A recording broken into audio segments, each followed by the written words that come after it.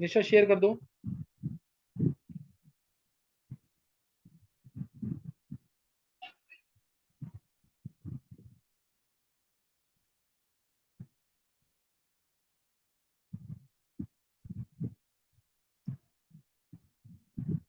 गर्व कुछ पूछना है क्या?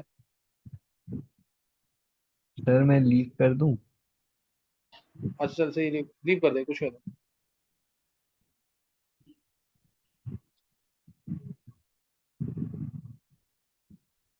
देखो अब इसमें, इसके बाद लास्ट में मैंने बता दी, तो मैं P1 V1 P2 लगा देना बस। Pressure one, V1 pressure one कितना है अभी तुमने निकाला? प्रेशर वन कितना होगा? 0.1 into R into T 272 divide by volume 1 decimetre cube. Volume one तुम्हें पता ही है कितना है, 1। T2 1 एटमॉस्फेयर पे, वॉल्यूम 2 निकालना है, कर लोगे कि नहीं? V2 निकालोगे यहाँ से 2.18 लीटर के आसपास आ जाए। ये समझ आ गया कि नहीं? Yes sir. ये इस तरह से करना क्वेश्चन। तो ये अभी बेसिक क्वेश्चंस करवाए हैं मैंने, ये इसके सही ना, बेसिक क्वेश्चन सॉल्यूशन के हो चुके हैं। अब इलेक्ट्रोकेमिस्ट्री के जो टॉपिक हुए हैं ना, उनके न्यूमेरिकल चेक कर लेंगे। निश्चय कर दो एक बार। हाँ यहीं से बिल्कुल। ये यहाँ पे इसका पहला क्वेश्चन है, जो मैं तुम्हें करवा चुका हूँ कि नहीं, कोई डाउट है तो इसमें से पूछ लो, ये सारे क्वेश्चन हो चुके हैं इसके अंदर।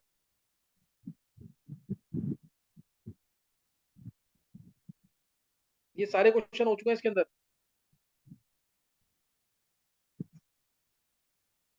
डिफाइन और वोल्टेज बाय वोल्टेज बता दिया।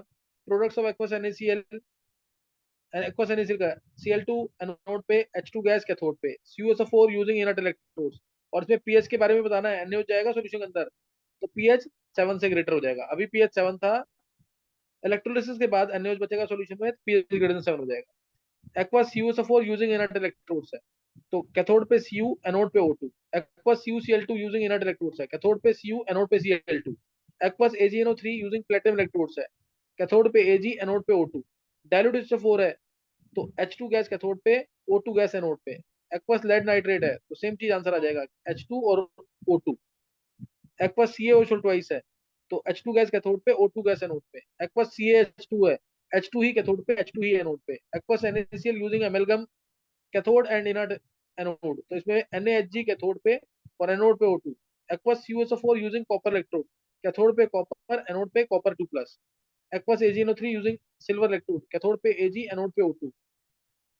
Effect of pH on aqueous CuSO4 क्या होगा इफेक्ट? सॉल्यूशन में बचेगा H2SO4, पीएच डिक्रीज कर जाएगा। एक्वस CuCl2 है, सॉल्यूशन में बचेगा H2O। सॉल्यूशन में पानी बचेगा, पानी बचेगा तो पीएच हल्का सा इंक्रीज कर जाएगा। पानी बचेगा सॉल्यूशन में, क्योंकि अभी पीएच है 4 या 5, बाद में पानी बचेगा तो इंक्रीज कर जाएगा। और ये क्वेश्चन मैंने क्लास में कराया हुआ है, aqueous CuSO4 with Ag anode iron cathode, याद आ गया कि नहीं? ये बहुत ही इंपॉर्टेंट क्वेश्चन था इलेक्ट्रोप्लेटिंग का, ये क्लास में हो चुका है ना। Yes sir. नेक्स्ट नेक्स्ट दिखा दो एक बार।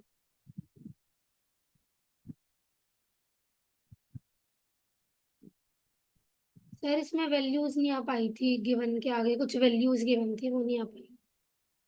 अच्छा वैल्यूज नहीं आ पाई।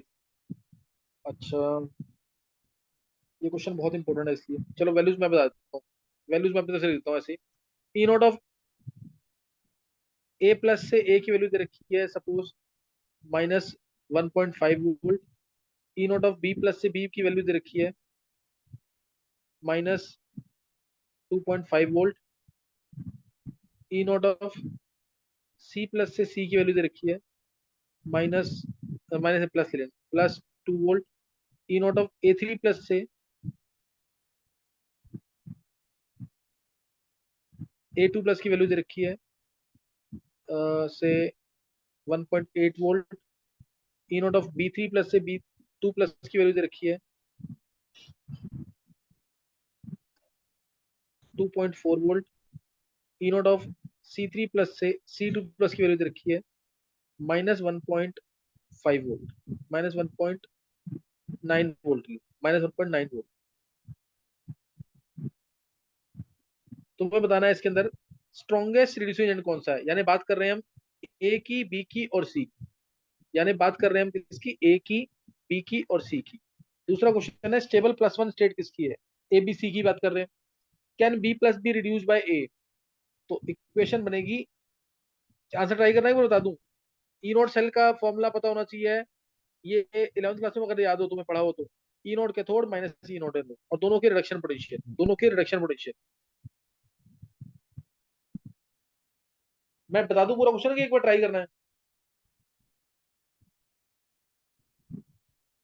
सर बता दो, कुछ पार्ट्स तो कर लिए। कर लिया, अच्छा देख लो उधर। देखो, स्ट्रॉन्गेस्ट रिड्यूसिंग एजेंट बोला है। स्ट्रॉन्गेस्ट रिड्यूसिंग एजेंट वो होगा जो +1 स्टेट में जल्दी जाएगा। कौन जाएगा बैकवर्ड में जल्दी? बी जाएगा कि नहीं? बी। तो इसलिए बी जो है सबसे स्ट्रॉन्गेस्ट रिड्यूसिंग एजेंट। फिर मोर रिएक्टिव एलिमेंट भी बी होगा, क्योंकि ये +1 स्टेट में जल्दी जा रहा है। क्लियर है कि नहीं? ये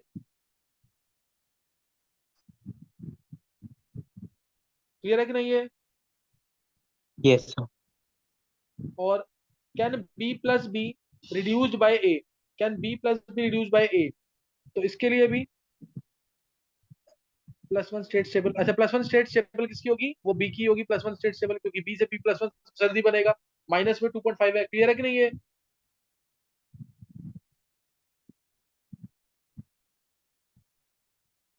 यस सर। अब can B plus be reduce by A, तो इक्वेशन बनेगी ये बी प्लस प्लस ए, तो ऑक्सीडाइज हुआ ए प्लस प्लस बी। ये क्लियर है कि नहीं? जो मैंने लिखा है कितना क्लियर है ये? Yes sir. तो यहां से आ जाएगा ए से A plus salt bridge, B plus से बी। क्या क्लियर है? Yes sir. तो यहां से आ गया, यहां से आ गया ई नोट सेल जो होगा वो यहाँ पे होता है एनोड, लेफ्ट पे, राइट पे कैथोड। ई नोट कैथोड माइनस ई नोट एनोड। तो कैथोड पे क्या था? बी। बी की रिडक्शन पोटेंशियल की वैल्यू कितनी है? -2.5, -2.5। और एनोड पे क्या है? ए। ए की रिडक्शन पोटेंशियल की वैल्यू कितनी है? -1.5, तो -1.5। सॉल्व करने पर आया -1 वोल्ट। ई नोट सेल नेगेटिव, तो क्या रिएक्शन होगी?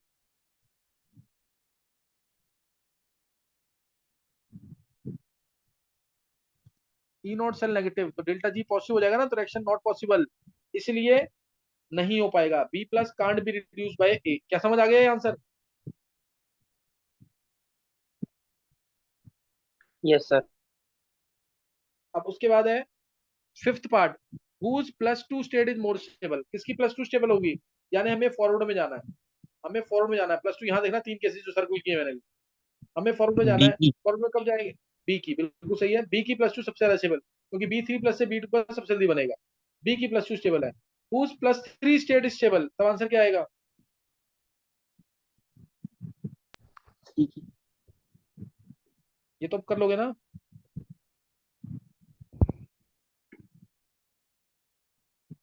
बोलो क्या आएगा? सर सी की। हाँ, हुज +3 स्टेट स्टेबल, तो +3 आने में पीछे जाना है, पीछे जाना है, तो किसका +3 स्टेबल होगा?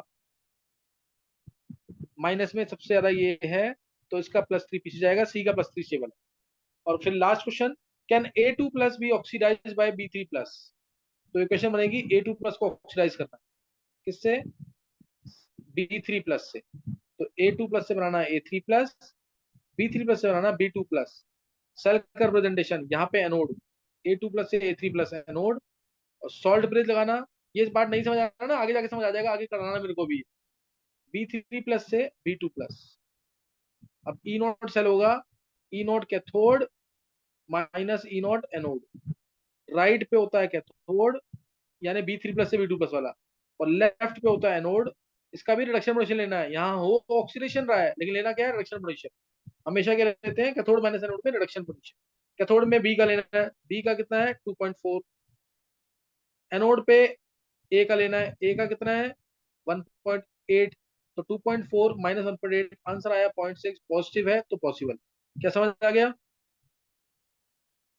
Yes sir. तो ये एक इंपॉर्टेंट क्वेश्चन है, ये बहुत इंपॉर्टेंट क्वेश्चन है ये, इसको जरूर करना है। जैसे इससे अगला क्वेश्चन देखोगे तो वो अब हो जाना चाहिए। ये नोट कर लिया सबने?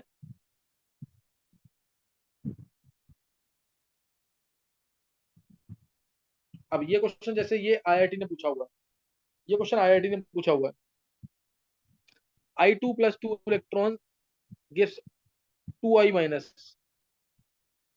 ई नॉट वैल्यू दे रखी है 0.54, नोट सबके आसान है, उससे देख लेना। Cl2 plus 2 electron gives 2Cl minus, तो ई नॉट वैल्यू है 1.36, Mn3 plus plus electron gives Mn2 plus, ई नॉट वैल्यू है 1.5 volt, Fe3 plus plus electron gives Fe2 plus, ई नॉट वैल्यू है 1.36, सेम है वैल्यू इसकी, और H2O वाले की value दे रखी है 1.23 वोल्ट। तो बताना है करेक्ट स्टेटमेंट कौन सी है। Cl minus is oxidized by O2, वही सेम चीज करनी है, Cl minus is oxidized by O2, ये हो पाएगा क्वेश्चन कि नहीं?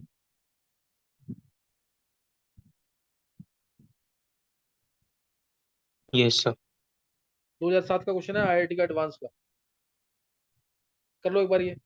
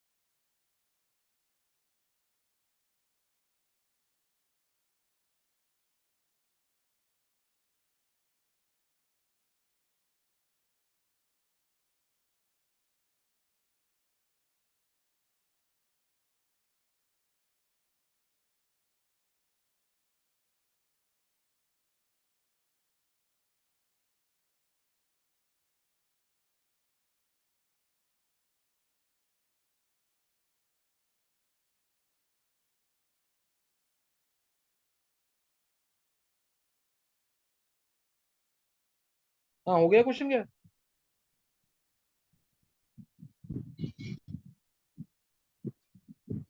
चित्रांश हुआ क्वेश्चन? Yes sir. चलो कौन बताएगा आंसर इसका पहले, क्या आएगा आंसर इसका? सर ए का थर्ड पार्ट आएगा।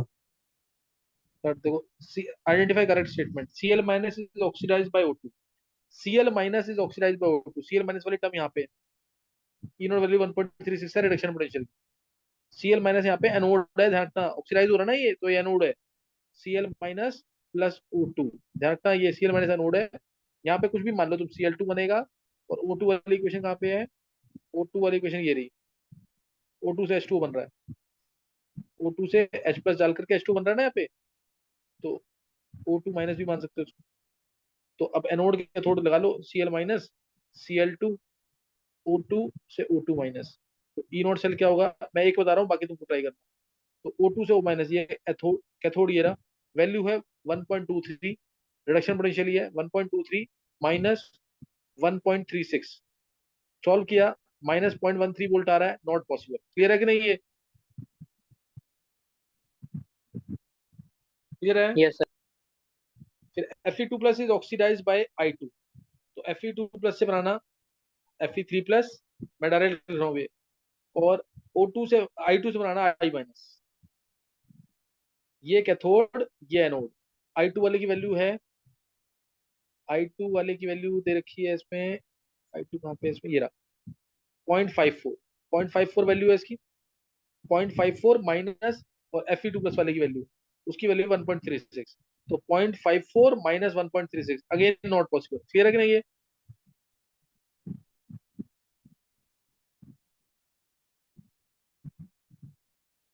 फिर I minus is oxidise by Cl2, यही आंसर होगा। I minus is oxidise by Cl2। I minus से बनाना I2, Cl2 से बनाना Cl माइनस। सॉल्व करोगे आंसर आ जाएगा बस। समझ गए कि नहीं ये?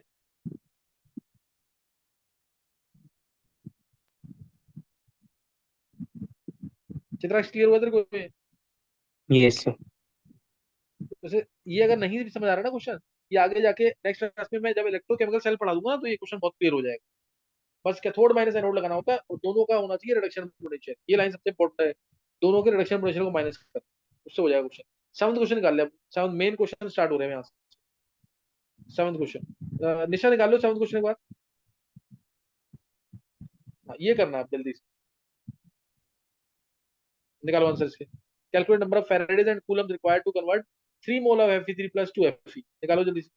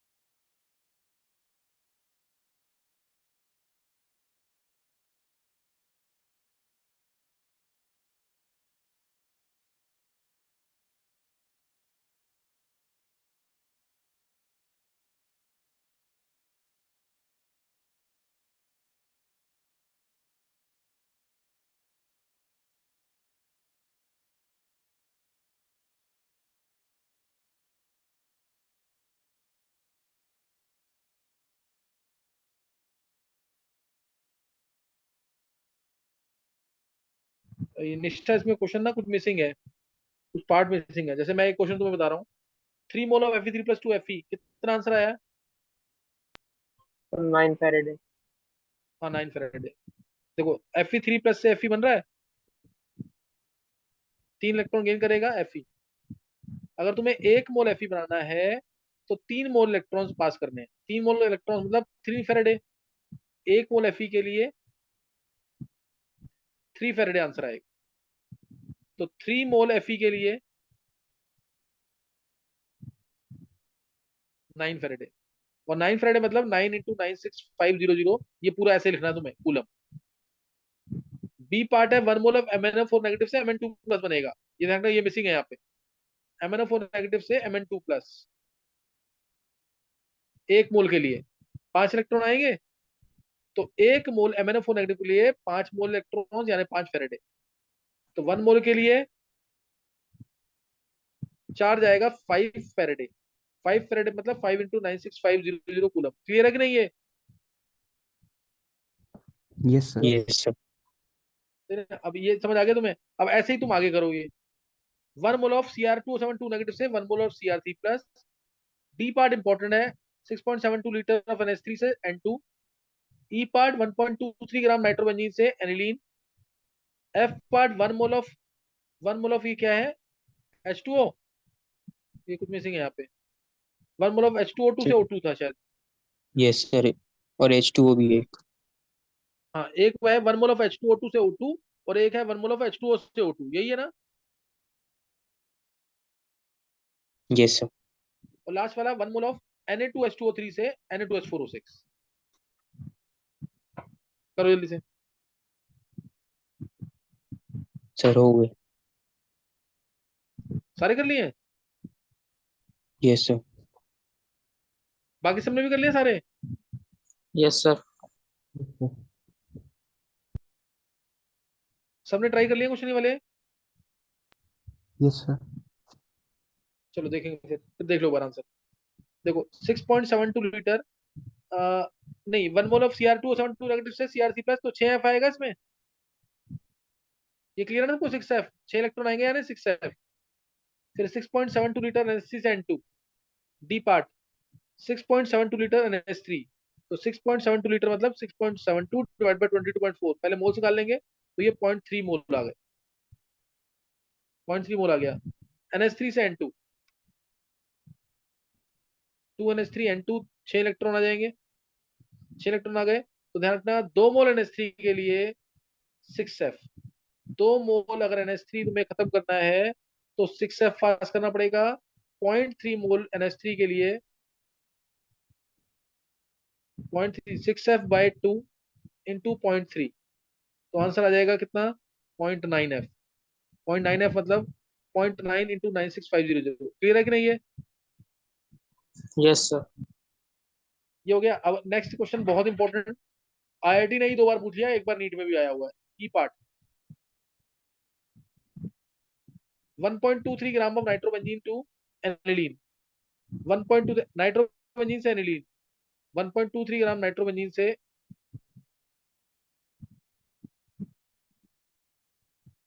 एनिलीन। तो ये तुम इसको डायरेक्ट भी सोचोगे, किसी भी तुम कार्बन पे चार्ज निकाल लो चाहे नाइट्रोजन पे चार्ज निकाल लो, सब पे सेम आएगा, एक ही चीज आएगी सब में। प्लस आया, 6 आएगा। प्लस माइनस, यहाँ प्लस यहाँ माइनस, प्लस से प्लस कैंसिल हो जाएगा। NO2 माइनस यानी N पे +3, यहाँ पे N पे -3 आएगा। 6 इलेक्ट्रॉन आ जाएंगे इधर, तो 6 इलेक्ट्रॉन आ गए। 1 मोल नाइट्रोबेंजीन के लिए 6F, और 1.23 ग्राम नाइट्रोबेंजीन मतलब 1.23 डिवाइड बाय 123, ये 0.01 मोल हो जाएगा। सही ना? 0.01 मोल के लिए, 0.01 मोल के लिए कितना आ जाएगा, 0.06F। 0.06F। क्यू की वैल्यू आएगी 1 मोल के लिए 6F, 0.01 मोल के लिए 0.06F। 0.06 फैरेडे। समझ आ गया कि नहीं? 0.06 फैरेडे। ध्यान रखना, अगर तुम्हें ये मैं ये मान रहा हूँ कि 100% चार्ज जो है वो कन्वर्ट कर रहा है नाइट्रोबेंजीन को एनिलीन को। 100% चार्ज कन्वर्ट कर रहा है। मान लो अगर चार्ज जो जा रहा है, करंट की एफिशिएंसी जो है वो कम हो जाए, जैसे 40%, 50%, 60% ऐसे हो जाए, तब तुम्हें चार्ज कितना पास करना पड़ेगा बता सकते हो? मान लो 50% करंट की एफिशिएंसी है, तो चार्ज सर कितना पास तो करना वो पड़ेगा? डबल करना पड़ेगा, 0.06 हाँ, डबल डबल। करना पड़ेगा। हाँ, डबल करना पड़ेगा। ध्यान रखना इस चीज का। अगर तुमने 50% कर दिया इसका 0.03F, तो गलत हो जाएगा तुम्हारा। 0.12F आएगा आंसर, 0.12F, अगर 50% करंट की एफिशिएंसी है तो। और तुम्हें 1.23 ग्राम नाइट्रोबेंजीन को रिड्यूस करना ही है, तो फिर डबल के चार्ज हो जाएगा। अब 1 मोल ऑफ H2O2 से O2, F part 1 mole of H2O2 से O2, तो उसके लिए O2 माइनस O2 की पावर ये 0 आएगा, तो 2 इलेक्ट्रॉन आएंगे, तो 1 मोल ऑफ H2O2 के लिए 2F, Q की वैल्यू आएगी 2F, यानी 2 into 96500, 2 into 96500, 1 mole of H2O2 O2 G part से O2, तो 2 लगा दो यहाँ पे, चार्ज यहाँ आएगा -2, यहाँ पे 0, 4 इलेक्ट्रॉन आएंगे, 2 मोल H2O के लिए 4F, तो 1 मोल H2O के लिए अगेन 2F आंसर। क्लियर है कि नहीं है? Yes, sir. लास्ट पार्ट ये भी इंपॉर्टेंट है, H part, 1 mole of Na2H2O3 से लेकर से बनाना है Na2H4O6, ये कैसे होगा? सर पहले एटम बैलेंस कर लेंगे। हाँ, 1 मोल ऑफ Na2H2O3 से Na2H4O6, ये बहुत इंपॉर्टेंट है। 8 Faraday आएगा। कितना? 8F। 8F नहीं, गलत है, देखो पता चलता ये सर गलतियां वन नहीं होनी चाहिए यहाँ पे। 1F आएगा आंसर इसमें, Na2H2O3 से Na2H4O6 है ना, यानी S2O3 2 नेगेटिव से S4O6 2 नेगेटिव, यहाँ पे 2 आ जाएगा कि नहीं? है यहाँ पे चार्ज आएगा +2, यहाँ पे चार्ज आएगा +5/2, पहले एटम बैलेंस करने में ध्यान रखना। तो ये हो गया 2 to the 4 to the 8, reactant side 2 to the 4 to the 8, यहाँ पे 4 इंटू 5/2 10, तो 8 से 10 यानी 2 इलेक्ट्रॉन, 2 मोल के लिए 2 फेरेडे, तो 1 मोल के लिए 1 फेरेडे। समझ आया कि नहीं है? 1 मोल के लिए निकालना है ना?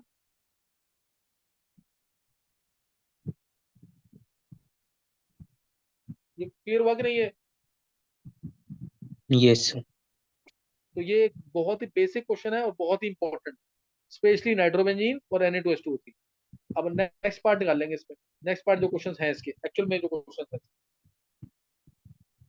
यहाँ से, क्वेश्चन 8 से, 8th क्वेश्चन लास्ट में करेंगे, 8th क्वेश्चन करेंगे लास्ट में, पहले करेंगे बी पार्ट इसका, नहीं ऊपर नेक्स्ट टाइम वही दिखाओ, सेम क्वेश्चन ये दिखाना है। 8th क्वेश्चन करेंगे लेकिन लास्ट में करेंगे, अभी तुम्हें करना है बी पार्ट से, इससे बी पार्ट, फिर सी पार्ट, फिर डी पार्ट मैंने करवा दिया लगभग, फिर बता दूंगा दोबारा, फिर ई, फिर ए, बी सी डी ई, फिर ए, बी सी डी ई, फिर ए, करेंगे जल्दी से।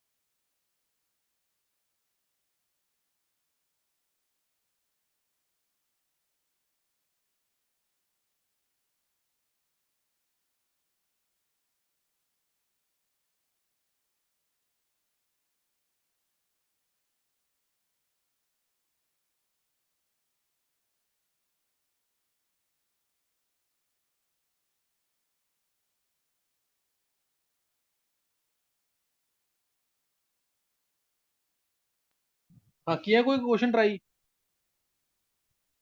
पी वाला हो गया। बी वाला, बी वाला हो गया क्या? ये सर बी हो गया। बी हो गया, बी देख लेंगे पहले।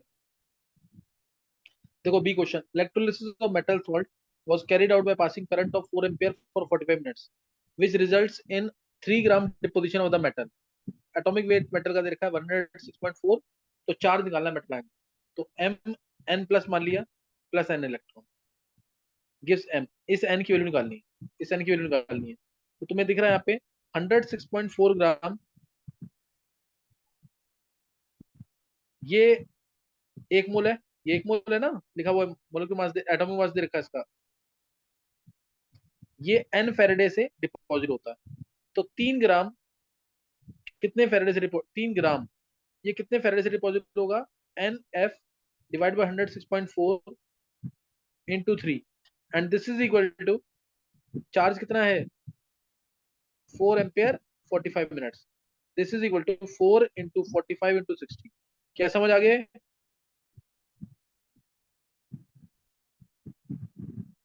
तुम उसको उल्टा भी लिख सकते हो, एन फेरेडे से 106.4 डिपॉजिट हो रहा है, तो 4 एम्पियर 45 मिनट से कितना डिपॉजिट होगा? वो 3 ग्राम है, वो 3 ग्राम की इक्वल कर देना। समझ आया कि नहीं ये? Yes sir. और डायरेक्ट फॉर्मूले से करना है तो M equal to Z Q होता है। मास 3 ग्राम डिपॉजिट हुआ, जेड होता है equivalent weight by 96500। Equivalent weight किसका? मेटल का। 106.4 divide by metal, equivalent weight इसका बाय में एन, बाय में एन आ जाएगा इंटू 96500 इंटू क्यू, क्यू को लिख देंगे आई इंटू टी, यानी 4 इंटू 45 इंटू 60। सेम चीज आएगी, एन क्यू निकालना, एन क्यू 3 आ जाएगी। दो तरीके बताए हैं, दोनों तरीके से आना चाहिए तुम्हें। समझ आ गई कि नहीं है? Yes sir. C part try कर, सी पार्ट मैंने क्लास में करा दिया अगर तुम्हें ध्यान हो तो। सी पार्ट ट्राई कर लिया क्या? यस सर कर ली। सी पार्ट कर लिया, चलो सी पार्ट भी देख लेंगे एक बार। C part, 3 electrolytic cells containing zinc sulfate, copper sulfate, and AgNO3 are connected in series. Steady current of 1.5 ampere is passed through them until 1.45 gram silver was deposited at cathode of cell B. How long did current flow? What is the mass of copper and zinc deposit? तो उसमें पहले जो deposit हुआ है उसको लिख लेते हैं। Ag डिपॉजिट हुआ है तो Ag plus plus electron gives Ag। Ag deposit हुआ है, कितना कितना डिपॉजिट हुआ है? ये 1.45 ग्राम। तो 1 फेरेडे से, या 108 ग्राम डिपॉजिट होता है 1 फेरेडे से, 108 ग्राम यानी 1 मोल। तो 1.45 ग्राम डिपॉजिट होगा 1 faraday divide by 108 into 1.45। Charge आ गया। अब ये सेम चार्ज आएगा कॉपर सल्फेट के पास और जिंक सल्फेट के पास। क्यों? क्योंकि सीरीज में कनेक्टेड है। सेकंड लॉ कहता है ना कि चार्ज सेम जाता है सीरीज में अगर होता है तो वही उससे कितना डिपॉजिट होगा कॉपर और जिंक। तो अब कॉपर डिपॉजिट निकालना है, तो copper 2 plus 2 electron copper. 2 Faraday से 1 मोल कॉपर डिपॉजिट हो रहा है यानी 63.5 ग्राम।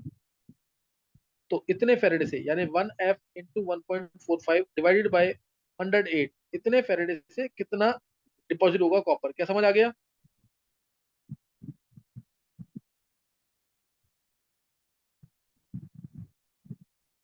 ये आगे समझ यस की सर। नहीं? और this is also equal to I into T, this is also equal to I into T. और इधर से तुम्हें आई दे रखा है, 1.5 एम्पियर करंट थी, तो टाइम निकल जाएगा इससे सेकंड। समझ आया कि नहीं? Yes sir. निश्चय समझ आ रहा है सारा? Yes sir. अब एक क्वेश्चन और है, इसी को दूसरे तरीके से, इसी को तीसरे दूसरे तरीके से। मास डिपॉजिट हुआ सिल्वर का 1.45 ग्राम, तो मास इज लगाएंगे Z Q. 1.45 is to Z, Z होगा इक्विवेलेंट वेट यानी 108 बाय 1 इंटू 96500 नीचे, Q I into T, Q लग जाएगा आई इंटू टी। उससे चाहो तो टी डायरेक्ट निकल जाएगा, नहीं तो आई 1.5 एम्पियर लिख रहा हूं मैं इंटू टी, टी आ जाएगा सेकंड्स में। क्लियर होगा कि नहीं? और दूसरा मास ऑफ कॉपर निकालना है, तो सेकंड लॉ लगा देना, mass of copper by mass of Ag is equal to equivalent weight of copper 63.5 by 2 upon में 108 बाय 1। मास ऑफ Ag तुम्हें पता है 1.45 ग्राम है, तो मास ऑफ कॉपर निकल जाएगा इससे। Yes sir. और इससे मास ऑफ ऐसे ही जिंक भी निकाल लेना, ऐसे ही जिंक का मास भी निकल जाएगा। क्लियर है कि नहीं? है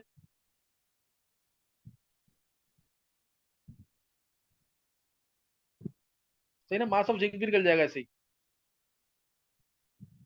क्लियर हो गया क्वेश्चन कि नहीं है? Yes sir. अब क्वेश्चन कौन सा है? क्वांटिटी। अब ये 3 क्वेश्चन अभी और रह रहे हैं ना इसके। 15 मिनट के लिए रिज्वाइन कर लो, 15 मिनट के लिए और कर लो रिज्वाइन, ताकि ये मेरा काम खत्म हो जाए, ये वाला कि न्यूमेरिकल्स हो गए हैं इसके।